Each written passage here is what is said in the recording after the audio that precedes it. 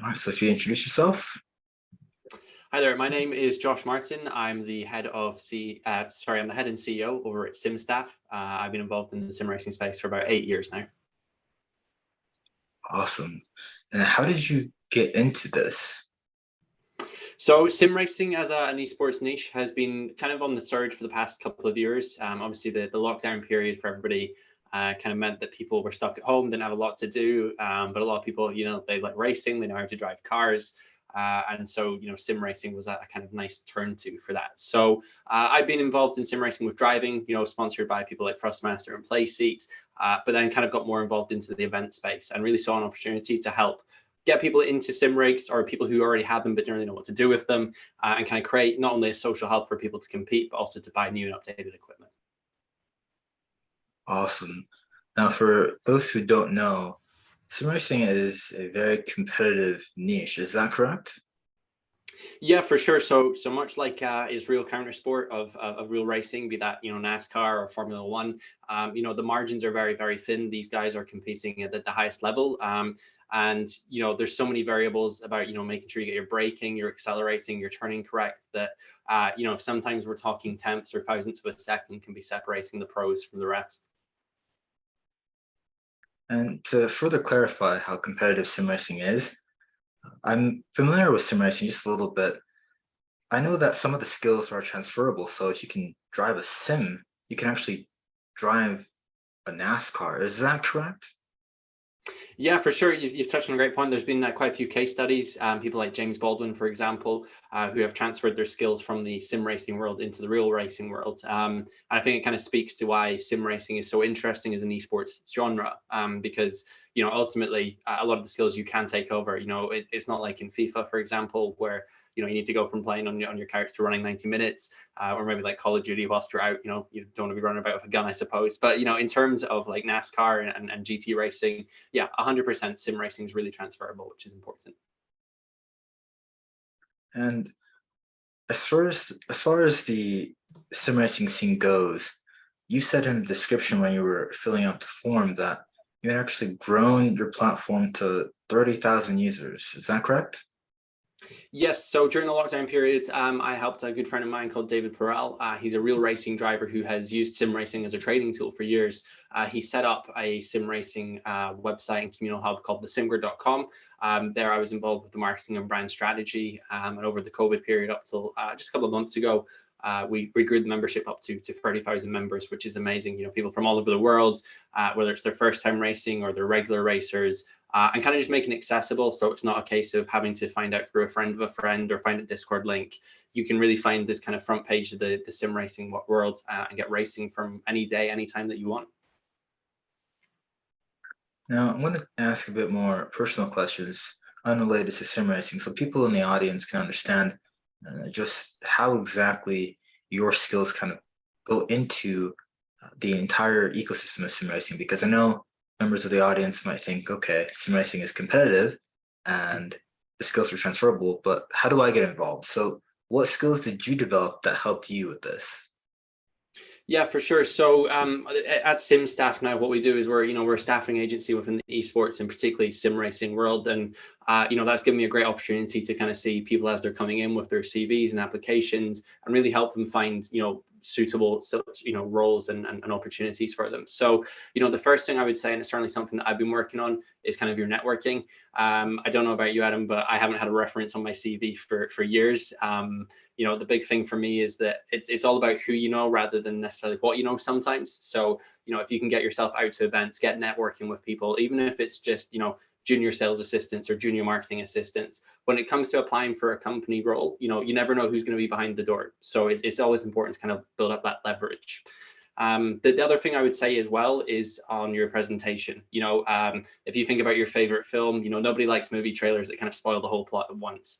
But when you're giving like your elevator pitch to a recruiter, it's so important that you can get key details across at once without having to worry about missing out on anything. So listing off some of the companies you've worked with, some of the projects you've worked on. If you can get those out in front of people, they can be so beneficial in helping this recruiter go, okay, this person's interesting, I want to find more. And they will, they'll ask, they'll dig questions if they want to find out more about you. And the very last thing I would say as well is just making sure that you hone your skills. The esports industry is still growing. There's a lot of companies in their startup phase. In the same way that in Counter-Strike, no player has one role, it's important that you kind of have touch points with various roles. And if you're able to provide support and guidance, in marketing, but also blog writing, it gives that company that extra justification to spend to recruit you. So just try and make sure that you're building in on honing your skills where you can. Great, thank you for the explanation. Now, for people who don't know in the audience, CSGO is also a very competitive esport.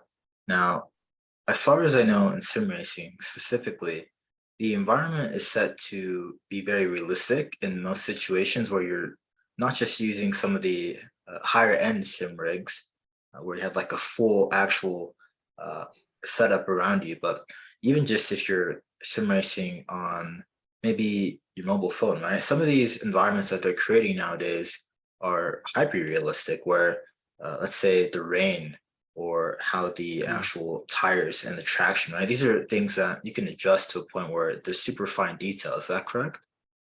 Yeah, you're exactly right, Adam. I mean, one of the key things that people refer to is laser scanning of tracks. So the game developers will go out, they'll literally take like a laser scanner to these circuits, and they can go literally to millimeters of accuracy. So every bump, every curb, every bit of grass that you kind of feel in these simulators mirrors their real life counterparts. And I guess coming back to your earlier point, that's why we've seen so many people go from virtual racing to real racing, just because of how accurate it is. All right, so this next part of the interview is going to be interesting because we're just going to have kind of a free for all here where we're just going to bounce questions off of each other and kind of build upon the knowledge that we have. Because from my background, I haven't experienced sim racing as you have. I just see it as, okay, this is very entertaining and I'm not good at this esport. And so the best way for me to describe my experience in sim racing is that I can work with a sim racing company, and that's really cool and fun for me. Over, I can't actually be a sim racer because I just don't have those skills. And so for someone in the audience who wants to actually build up their sim skills, how would they do that? Yeah, for sure. It's a really good question. I think the key thing that we see at SimStaff in particular is that the people who employ and that we use, a lot of them do sim racing casually, and they're quite good. There's varying levels, but a lot of them aren't necessarily at the pro or at the top level where they're being endorsed and backed by professional teams. But really, what it comes back to is people being really technically strong. So a great example is if you've built your own PC at home, the amount of transferable skills that you've built from doing that are worth tenfold to an events company or a live events company within esports. And equally with sim racing, if you've had the opportunity to set up your wheel and pedals, if you've played a mobile game and you've noticed some of the quirks of these titles, people, they see value in that. And ultimately, with SimStaff, that's the blind spot that we're trying to cover, is that if a company can't facilitate that technical knowledge, we can interject. So yeah, even if you're not the best driver, I mean, I'm not the best driver, you can still do well in the space. Awesome. Thank you for that explanation. Now, for people who don't know more about this background in sim racing and what Josh has been explaining is that there's a lot of transferable skills, there's a lot of competitiveness, and there's a lot of opportunity where even if you're not the greatest sim racer, if you know how to build an actual PC, that is a valuable skill set. And even from my own background, I know how to build PCs. However, I'm not the best sim racer. So the opportunities for me may be different from people in the audience because, again, transferable skills in sim racing doesn't happen like in other esports. So you have to think about how is your competency going to work in terms of sim racing transferable skills? Because again, you can build upon a lot of skills where in other esports, right? Just because you can build a PC, that's not really going to help you on the track. Or in this case, right? If you can build a PC, how's it going to help you in CSGO? So this is something where the more I think about it, the transferable skills in sim racing is so unique and so valuable where someone like myself, if someone put sim racing on their CV, I'd say, hey, this is someone that is more valuable as a candidate that I'd like to hire because of their ability to not only sim race, but build a PC and have those transferable skills on and off the track. Yeah, I think just something to add there as well is that with regards to when people are kind of bringing in these skills, broadcasting, for example, if you are broadcasting racing events every week, you'll very quickly learn sort of the ins and outs of the software titles. And so that is, again, skills that can be brought forward and evidenced on a CV. Now, this part of the interview is going to be interesting, Josh, because we're going to go into questions which might be completely unrelated to sim racing or even esports in general. So the first question would be, why exactly do you think you're going to be in a position over the next, let's say 6 to 12 months to better grow and help in terms of maybe the sim racing audience or the esports audience en masse because of your unique position? That's a great question. I think, I'm quite lucky in the sense that, SimStaff at its core fundamental is a staffing agency, right? So even if the business does really well over the next 4 or 5 years, my hope is really that I can get more people into, in this case, sim racing, but also, they go on to work in other esports roles. So for me, I think that the big thing and the reason I believe we'll do so well is that, yeah, we understand what it takes to kind of satisfy our clients' needs from a staffing perspective. And the byproducts of that is A, our staff get great references in terms of projects they worked on, but B, we can also help them make sure that their CV is looking great, that they're using the portfolio correctly, and that whether they're with us for a week or a year, they're still benefiting from it, really. Now, this question is going to be hyper specific to how you actually grew the platform to 30,000 users. Now, the question is, what was the most difficult challenge in this regard? So I think when it comes to growing any community, I've grown Facebook communities, Discord communities. In this case, it was a business community. They always come back to the same sort of issues, which is that when you're first starting, trying to acquire those first 1,000 users is always the hardest. Once people know who it is and what you're doing, they can talk to their friends about it, and that word of mouth just kind of builds that snowball effect. So yeah, for me, the biggest challenge has always been kind of getting that first milestone underway. And my advice to anybody that's kind of listening that is looking to kind of grow a community themselves is just make sure that you've got a regular filter of content going out, and make sure it's content relevant to your audience. So for example, if you're maybe offering Counter-Strike coaching, make sure that you're kind of talking about various angles or weapon selections for maps, and kind of publishing that content so people can look at it. If you're working on broadcasting, maybe it's new vmix transitions and stuff like that, and content that just makes your audience twig that actually this person knows what they're talking about, because then when it comes to joining the community, they already know the value that they're getting to receive. So that would be my advice to anybody listening. Awesome response. Thank you. Now, to expand upon that, shifting over a little bit to staffing, what are some challenges that you had in regards to actually the recruitment phase of growing the platform? Yeah, for sure. I think it kind of comes back to what I was saying earlier about people's, presentation and ability to network. We do an increasing amount of work in the US now compared to the UK and Europe. So for me, it's, I don't live out in the US, so for me, it's very difficult to get in touch with people. But if there was an opportunity where people or a group of people were kind of advertising that they sim race or that they have a knowledge in live event stuff, for me, that would be a great way to kind of get in touch with them. So one of the biggest challenges we've ultimately faced is kind of trying to find new staff that are able to, I guess, convince us that they have the technical skills. We get a lot of applications each month, probably about 120 applications, which is great. But the amount of those that either haven't portrayed their information correctly or they're kind of touching on the right skills, but not fully, unfortunately, we just don't have time to interview all 120 people. So the biggest challenge in that regard, I guess, is time. Time and people's effort that they're putting into their CVs is always so important. A portfolio goes a long way. Now, for those that don't understand what Josh is saying, let's break it down into a different perspective. So, from my experience, I don't have the ability to do any type of broadcast work. All I know how to do is, record a video, upload it to YouTube, and build a PC. And that's like the bare minimum that I can do because I'm not so technically inclined.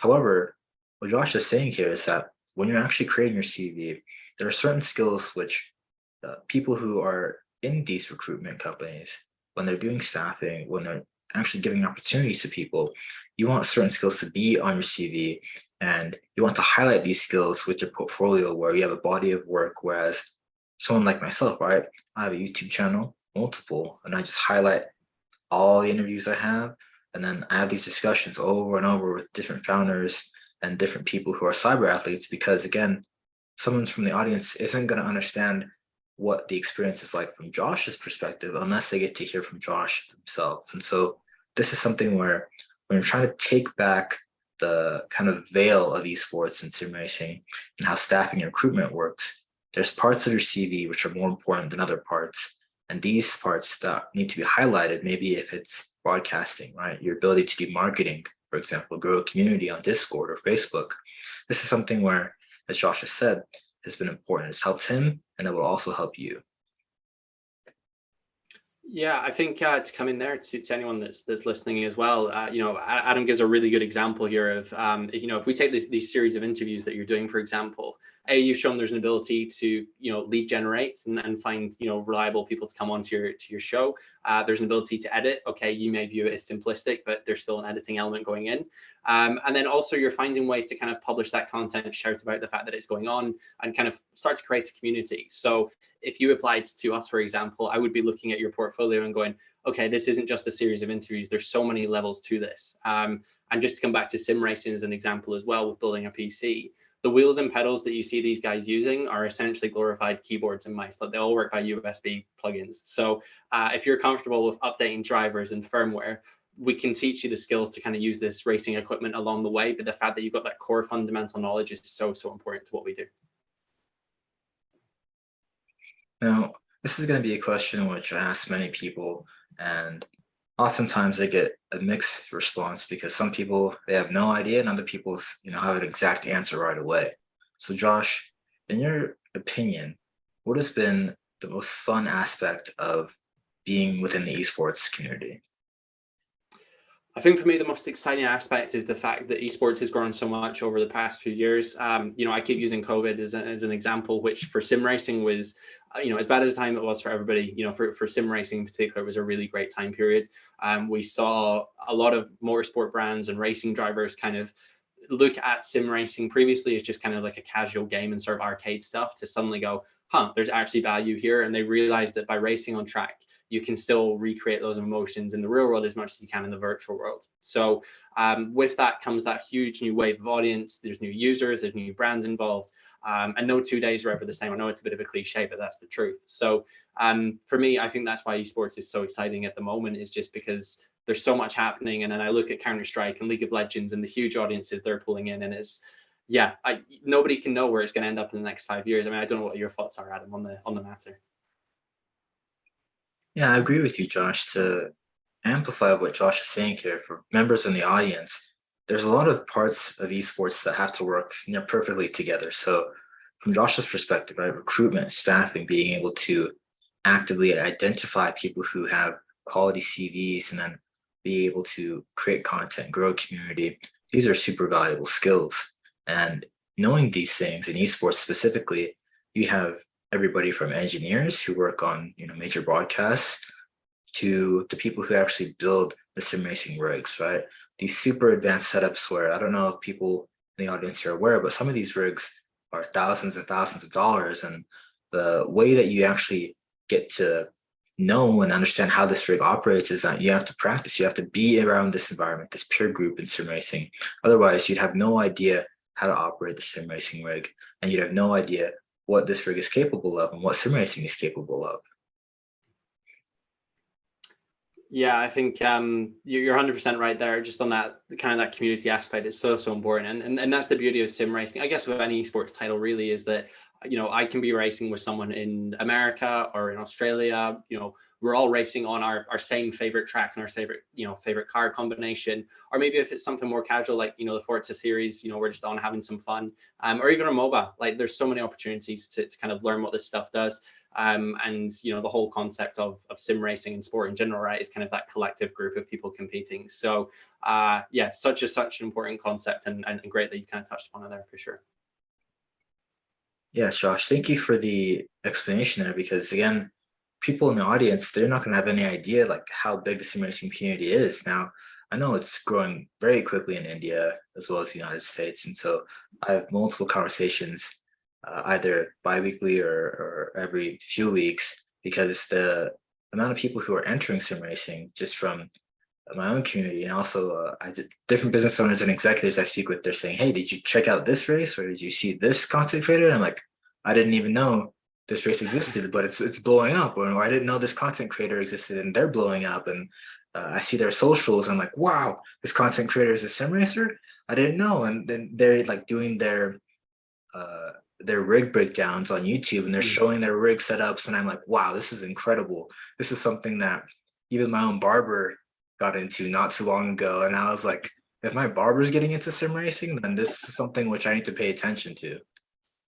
Yeah, for sure. I think barbers are always in the know. When the barber knows what's going on, it's always a safe bet. Yeah, I think, so the SimGrid was a great example. We obviously had 30,000 users, but if you look like a platform like iRacing, which is, a really big, they kind of double up as like a software. So you play like iRacing is the simulator, but also it's a communal hub. They've got about 50,000 members. And the Formula One esports series is getting upwards of a million plus views on some of their clips on their socials. So it's growing massively at the moment, and I think because although the barrier to entry is slightly high, you have to spend maybe $200-300 on a wheel. If you want to buy the full setup, it can be costing $4,000 or $5,000. Despite that high barrier to entry, there is still quite a lot of interest growing in it. And I think, like I say, it comes back to the fact that, you can race your dream car around a dream track, anytime and not have to worry about crashing it or paying for fuel or paying for tires. It's really exciting to see how much it's growing at the moment, and hopefully it just keeps going and going and going. Now, Josh, do you have any questions, comments, or concerns for me? Oh, sorry, I think I lost you there on audio. Oh, yeah. There we Do you go. have any Sorry. questions, comments, or concerns for me? Yeah, I think obviously, Adam, I'm a big fan of what you've been up to. I saw, obviously when you posted on LinkedIn as well, it was really, really cool. But I would love to know from your perspective as someone who maybe isn't endemic to the sim racing world, but maybe has some listeners who are fans of sim racing and the sim racing industry. How do you kind of view the sim racing world at the moment? And just, I guess, in terms of from a recruiting perspective, as my second question, what do you feel is important when you're kind of, meeting with people and they're telling you about their experience and, how you feel people should be sort of applying themselves? Yeah, great question. So, from a professional perspective, I see sim racing as a beautifully dangerous opportunity. Now, I say this because the barrier to entry for someone like me, right? I'll just spend the money for a sim racing rig and I'll just do this for fun, right? It'll be casual and I'll have the enjoyment just because I love sim racing, right? It's something that I didn't know existed. And then once I got into the community, once I started speaking with these different cyber athletes who are sim racers, it was so cool. And it's something that I hadn't experienced before. Or for someone who's new on a personal perspective, right? Not professionally, they're just not going to spend all that because the barrier to entry with those thousands of dollars, just having to buy the wheel itself, and then saying, why is this hundreds of dollars? Why can't I just use my mobile phone and then just be a mobile sim racer? And I'm just saying to these certain members of the audience, this level of barrier to entry, it's for your own safety. Because if you're like me and you'd want to be casual in terms of having this enjoyment with your friends and family, with my barber, for example, right? He's a sim racer. I would do this for fun. Or for people who are listening in the audience, you want to understand there's so much opportunity just with your mobile phone. You can play games which they're, again, very realistic in terms of what you can achieve. And then you can always transfer over later to actually building your own rig setup. And then you can always say, hey, I don't understand this aspect about maybe upgrading in terms of the barrier to entry, right? When you're building a rig, if you don't understand something about that, you can always ask someone like Josh or even myself, right? I'm learning every single day, and it's something where the fun from just sim racing on my mobile phone to maybe going to my barber's place and saying, hey, let me see your rig setup, let me actually study this for a second so I can actually have a better understanding of why the community says sim racing is so much more of a challenge in terms of an esport, rather than playing a game like CSGO, for example, where you have a lot of set barriers to entry in CSGO, like having to learn what the different guns are capable of or how to position yourself and then how to move. And sim racing is similar, where you have to learn all these different things, and the technicality of it is such a higher level than something like CSGO. And you have to understand this opportunity just from your mobile phone. You couldn't do this less than maybe like 10 years ago. Like this wasn't possible. So there's opportunities for everybody, even if you're just a casual enjoyer like myself, and you'll wake up and say, hey, I want to race today. I want to go see what my barber's up to with his sim racing setup. Like that's something where, again, I'm never bored and it's always fun. Yeah, I think you've hit on something so crucial there, Adam, which is that whenever I talk to people that maybe aren't in the space, and you kind of mentioned it here, is that they say, yeah, the barrier to entry is really high. And something I hadn't thought about is the fact that actually there is still these barriers to entry in like Counter-Strike. I played Rainbow Six Siege for the first time a couple of months ago. I know I'm late to the party, but the whole concept of like the fact that you can be like peeking a corner, but the wall beside you breaks down and someone kills you was just like completely alien to me. And it's the barrier to me to enjoy it was still very much having to learn the map layouts and the guns and stuff. And maybe with sim racing, that's displaced by the cost, whereas with these types of games, it's actually by what you need to do to be competitive as well. So I think that's such a great way of putting it, Adam. I really agree with what you said there. Yeah, so from the beautiful perspective, I just explained that. Now for the dangerous perspective, your safety in sim racing.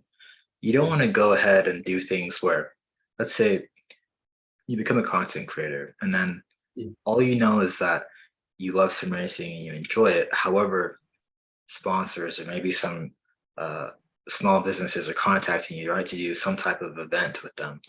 Now, if you're new to this sim racing experience, this community, you're going to need someone like Josh with his perspective and his skills and his experience because, again, a lot of the predatory companies in esports and gaming will target new sim racers because, again, if you're growing quickly in your own sim racing ability with your skills, your technicality, right? That's so valuable to not only sim racing companies and brands that are doing sponsorships, but every other major gaming company in the world would love to have a top sim racer, a top sim content creator that would know what they're doing on a technical side, but also on the content side. And this is something where, again, you want to speak with someone like Josh and understand his perspective of how to keep yourself safe. Yeah, for sure. I think you've touched upon it there because it's kind of such a niche genre of esports at the moment. People do look to those technical skills for good. In our case, like people at SimStaff, but other companies can take advantage of it. And something I see a lot, and I'm sure you see it as well, is when you're looking at kind of what people call sponsorship deals, and you get these companies who are saying, we will give you an affiliate link essentially, and if you sell X amount, we'll give you something back. And for me, I feel that's really like you said, predatory, right? It's so disappointing to hear because these guys can be spending thousands of pounds on their setup, and what they think is a brand deal isn't actually a sponsorship deal. It is purely just a glorified sort of affiliate scheme, right? They're quite commonplace, which is a shame. So from my perspective, on the professional side, to keep yourself safe, just speak with Josh. If you ever have a confusing experience, just go to Josh and ask him, what do I do to keep myself safe? How do I move? How do I position myself as a brand professionally? Now, as a casual enjoyer myself, I would just ask Josh, what are things that I can do in order to keep myself safe? Because I don't know as much as many of these sim racers who are cyber athletes and they're doing this professionally. What would I do in order to actually approach one of these brands and then maybe ask them, is there a way that I can get more experience, maybe actually working with one of these brands? How would you approach that as someone who isn't a professional? Yeah, it's a great question. A lot of these cyber athletes and the top esports guys, they've got, brand managers, even like physicians and that kind of stuff to help them sort of healthy and on track. But if you are someone who's kind of starting up and working your way through, be it racing or as content creator, the big thing is really just thinking about why you're doing it, because you don't associate yourself with brands that maybe don't align to your morals and values. So for me, for example, when I was kind of finding a company to sponsor me and provide me with wheels and pedals, there's kind of four main players in the space, and I went with a certain company called Thrustmaster because as a brand, they were quite relaxed and quite fun, and I knew that if I had a bad race or if I had like a bit of a sort of knee-jerk reaction to a crash, I could kind of be vocal with my emotions and not have to worry about kind of losing that brand deal and stuff. Whereas some of the other brands in the space are very like clean and proper, which fair play to them, but it does mean that you run the risk of, if you have a bad race or if you don't perform well, you could lose that deal, right? So it's so important that you just kind of take your time, work out what you want to do. If there's an opportunity to help these guys at events, or again, like we said earlier, right, network with them at the events, get chatting to them, and once you learn the people behind the brand, it can be much easier to make decisions about what they're needing from a sponsorship agreement, what you're wanting from a sponsorship agreement, and really just make sure that everybody's happy is so important. Now, Josh, as time is winding down, what are some things that you predict are going to be most interesting in the sim racing community and esports as things go further along? That's a good question. I guess I'd like to start actually by asking you. I mean, what's your opinion of this kind of stuff? Yeah, so on the personal side, I think that my exposure to things like sim racing and these major companies getting involved in sim racing and sponsoring a lot of the cyber athletes who are sim racers professionally now, the opportunity to not only build a rig in sim racing, but then understand how to actually build the technology of sim racing. So maybe if you have a technology company, you build a Mhm. SaaS application. So that stands for software as a service. For people in the audience who don't know what SaaS is, a lot of these sim racing companies who are major players, they build their own platforms, they build their own technology, they build their own sim racing rigs. And then eventually, once they have enough content or enough people in the community, enough members, they'll say, hey, why don't you guys test this content out? Or why don't you guys test this platform? Or why don't you guys test this sim racing rig? A lot of people who aren't aware of what you can achieve in sim racing should become testers. And I say should sparingly because, again, we talked about dangers earlier. If you should do something, that means take the right precautions, speak with a professional like Josh, and ask him, what are brands doing which can give me opportunities to maybe test a new platform or test a new rig? Where in other esports, right, they're probably not going to let you test all of the new updates in CSGO unless you're a beta tester. And so this is something that's unique to sim racing. Yeah, exactly. Just coming back to iRacing that I used earlier. So they have your membership is a monthly subscription. You pay for content like cars and tracks on top, and you can purchase setups from other places as well. So yeah, from an investment perspective, there's a lot of sort of SaaS and particularly B2C kind of opportunities for people. So it'll be really interesting to see kind of how that develops. And you can already buy sort of turnkey builds, so it'll come with your PC, your monitor, your steering wheel, your pedals, and kind of get you good to go. But even there, just make sure that the builds you're looking at are priced correctly. Break down the equipment. Like when you're building your own PC, just make sure that you're not being overcharged. And there are free services and racing games out there as well. And mobile gaming is a great place to start as well to understand if you're going to like the space. All right, Josh.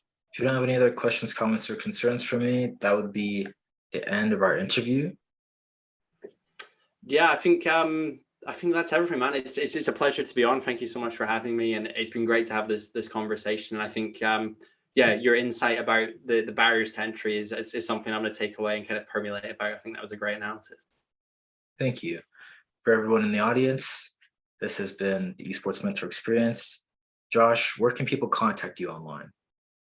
Yeah, for sure. So the best place is simstaff.net, or you can find me on Twitter. It's jjosh.martin. Happy to kind of connect to you guys there. And yeah, thanks so much again for the time. You're welcome, Josh. Thank you. And this will be the end of our interview.